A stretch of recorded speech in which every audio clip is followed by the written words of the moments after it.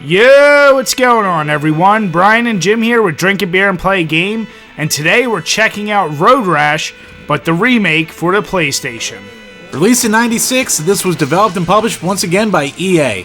This is actually a port of the 3DO game that came out a few years earlier. Did it make any real upgrades to that port?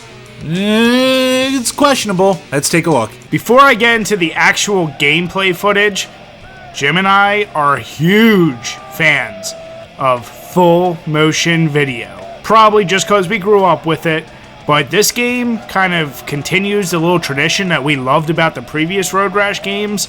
Instead of having those cute little animated skits, they have these pre-filmed little things, and just look at them. It made us laugh every goddamn time. But anyway, on to the game itself. Like Jim said, this is really just a port of the 3DO, and look at a side-by-side comparison. They look very, very similar. The 3DO might actually be a little bit less choppy, but have slightly less detail in some of the actual textures themselves. Either way, all the graphics are pre-rendered, and this was just really the style of the times, so comparing the graphics to games of that time, it was still something that if you saw back in the day, you were kind of impressed, but you still saw issues like the texture mapping and distances and the pop-outs. I mean, it had its issues, and we clearly know it's not perfect. But like I said, maybe because we like the FMVs a little too much, we kept it as 6. The only real complaint we had is that although the maps might sometimes show you in different areas, we felt like majority of the maps were kind of the same city structure with a more landscaped countryside, with just the textures being different, because all the maps felt very, very similar. When it comes to beers, I'm just going to add 1 for that thing I just mentioned. Probably should have had my order down better, but fuck Jim. What? God damn asshole. Anyway, the sound. When it comes to the sound, I was really hyped because it has about 13 licensed songs from people like Soundgarden, Monster Magnet, and some people I've never heard of before. And it's cool that the songs are in the game, but it's only during the menus. What the fuck?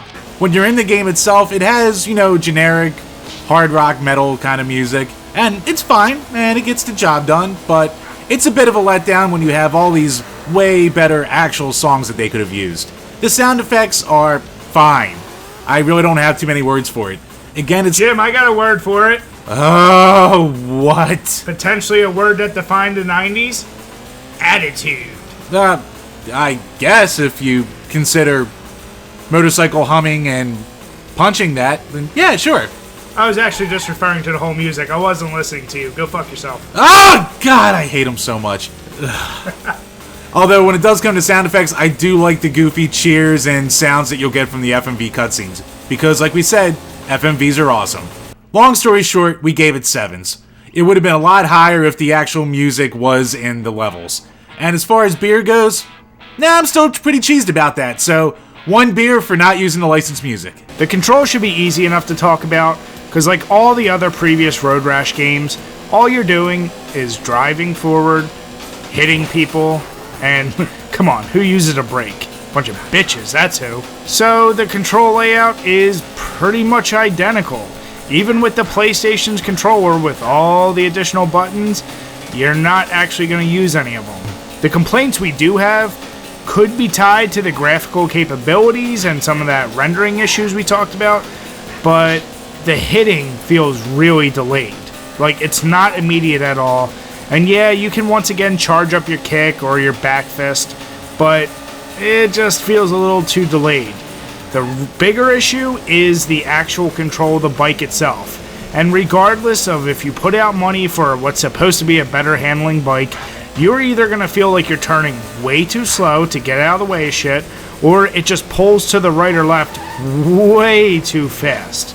And there didn't really feel like there was an in-between. So we had our issues with that, but once again, at this point, we've played these games, so we adapt it pretty well. We left the scores at a 7. As far as beers, I'm going to add 1 for the neat little ability to get off your bike and run around. Alright, the gameplay. You know what? There's not a lot to talk about here.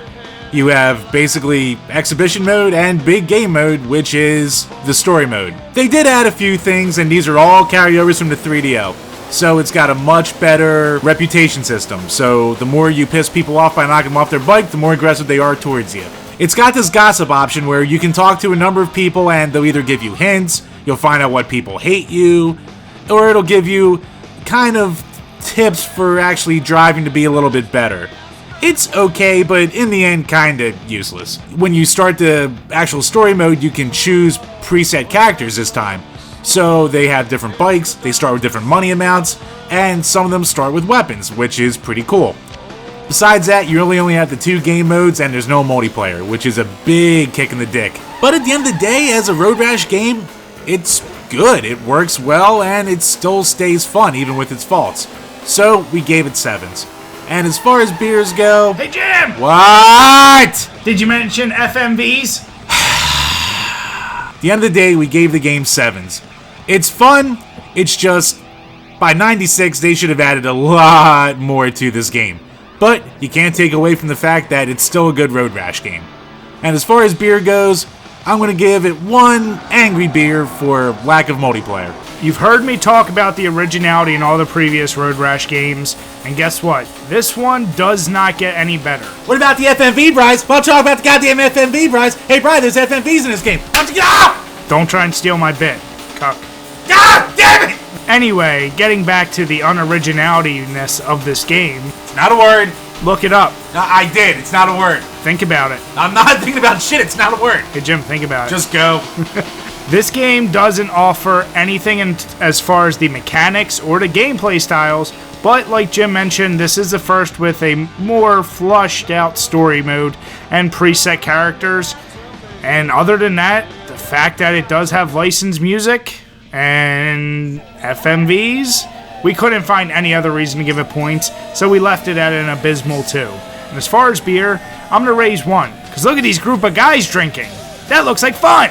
The replayability. Going to keep it short. It basically comes from all the different characters that you can start the game with. So you'll start the game basically with different gameplay experiences, and there's a ton of different bikes with different classes that you can buy and try out, and see what works best for you. Besides that, the story mode will be kind of a grind because after a while you're going to need to buy new bikes to have a remote chance of winning.